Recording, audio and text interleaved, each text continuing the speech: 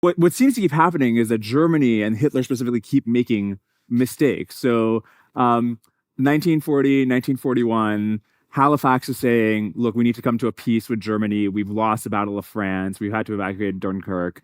And then Hitler could have done a blockade of Britain and could have just kept prosecuting the war. But instead, he decides to open up a second front against the other biggest army in the entire world, against the Soviet Union. And then when Japan does Pearl Harbor, which again was an unforced error, he makes another error on top of that of declaring war on America, which he didn't have to do, and which made it much easier for America to lend support on the war against Germany. So this seems much more about Hitler continually bungling than about Britain getting the strategic picture right. It's both. But I don't know that Germany ever blockading Britain. It was more he was planning to invade Britain if he could. And then he lost so many naval assets doing the Norway campaign, which he really needed to do, that he doesn't have the naval assets that he had at the beginning of the war. That's unlike World War I, where the Germans basically, they had their whole fleet, most of it at the end of the war, and then it gets scuttled at the end of the war. This time, Germany did the smart thing, which is to use that fleet, get something. They get Norway, but then they don't have a fleet. So I don't think invading, uh, it's it's difficult.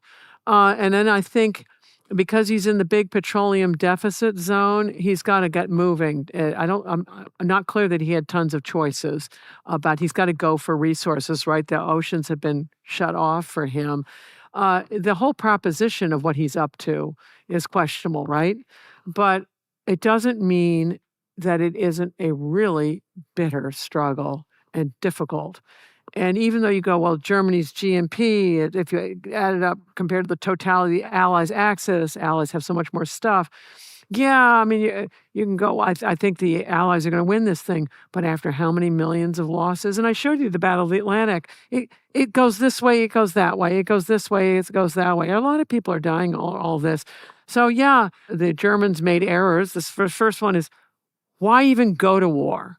If you want to dominate Europe, and you have a really great growth rates, which in World War I they did, they would have taken over Europe years ago by just growing, right? Now, don't do either world war. Just keep growing your economy, and then you're going to have all these good business relations. So the error is even going to war for these things, but it doesn't mean these wars couldn't have gone the other way. And you're right. You look at blunders, but you call it a blunder now because it didn't work out. At the time, you don't know, right? A lot of people get away with really risky things, and then you say they're brilliant. And then the ones who don't get away with the risky things, you say they're idiots. But it's dicey. But I want to come back to the question of how much, when we're trying to explain who wins a big war like this, how much should we be looking at the specific strategies used in different battles versus just the total tonnage of industrial output that America especially contributed. And so by 1942, what is the way, even if they had much better strategy, what is the way in which Germany would have won? Define win, right? What is win? If Germany's win means controlling the entire continent plus Britain plus Russia, you come up with one answer, right? If Hitler had just done the Anschluss, right? That's Austria joins, and maybe done the Sudeten number, which is a large German population in Czechoslovakia, and quit, he'd be called Bismarck II, a genius. Like no losses, gets to keep that bigger area. But that's not who he is. So you need to define what win is for both the Germans and then both for the Allies to determine what's feasible and what's not feasible. Germany is potentially can be invaded overland everywhere, whereas Britain can't. And then Germany just cannot deploy a navy the way Britain can. It's just geography. And therefore, Germany should have bought a completely different navy, skip the surface fleet, buy a lot more U-boats. Maybe they would have zapped the British before the United States gets its act together in either world war, right? Do it fast. They didn't do it. I found your thesis that Britain fought this very effective maritime strategy really interesting, but let me just try out a different theory for you. All right, counter argument. Here we go. Yes. So after the fall of France in June 1940, Germany has all these U-boats, and they're actually themselves running a very effective maritime strategy. They're not in the Atlantic. They're not in the narrow seas, right? They can actually Yeah. go to the ocean and cut off British trade through the Atlantic. In October, I think October of 1940, I think they sink like close to 400 or 500,000 It's tons huge. of British shipping. So the Germans are running this like a very effective blockade of Britain, and the reason it fails is just that the Americans eventually can just produce many more ships than the Germans can even sink. And so ultimately, it wasn't a matter of who ran the better maritime strategy. It was just that who could keep up the industrial output to sustain this strategy. So it comes back to industry and not strategy. What? Even for these maritime Well, operations, I'm curious to get your take. it's not. They're not blockading Britain. Britain's getting all its stuff out, but then they get sunk somewhere else. Blockade is when you're actually keeping Mm, things in.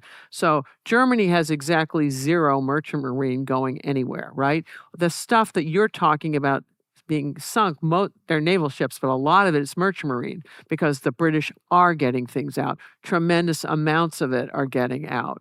So that's just a difference. And then you're correct about the importance of productive bases. Britain's problem in World War II, that's different from the Napoleonic Wars, uh, is when you change to oil as what's powering your ships and things, Britain doesn't have that at home. Whereas coal, it does. It has some A-list coal, and so when you're doing age of sail and coal, the British are okay. But then when you're changing energy sources, they're definitely not okay. So there are other factors that are going in with them. But you're right about the productive base. But then there's another game to play, which I think is worth playing. It's the game of takeaway. So you're telling me there's this factor which is economic size, and it's decisive that this will determine the outcome of wars. And you're absolutely right that it's important. Air power enthusiasts will say, no, no, no, that's nonsense. It's all about controlling the skies. That when you control the air and you got air cover for your convoys, that's what does it. So let's talk about why the Battle of the Atlantic turns out the way it is. If I take away cryptography, would it have turned out the same way? Negative. If I take away not just sheer amount of technology, but certain key pieces like radar and those things, what happens? Does it change? Yes, it does. What happens if the United States just doesn't like alliances that you don't coordinate things particularly well? Does it change things? Yes, it does. You can go through a list of this of different people are designing different types of ships and are also determining that you're going to share things with Britain's providing a lot of free stuff. So if you remove any one of these things, that Battle of Atlantic turns out differently.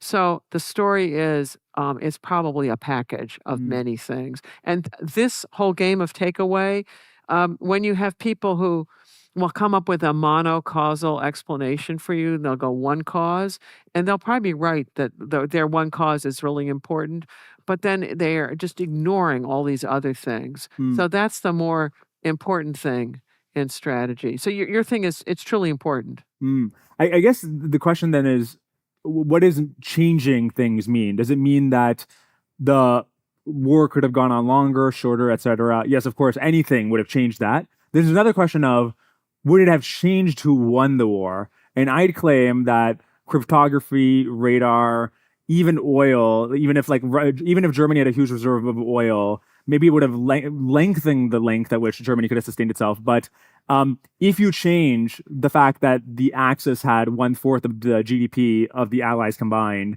I think that switching that genuinely changes who wins the war, whereas these other things actually wouldn't change who won the war.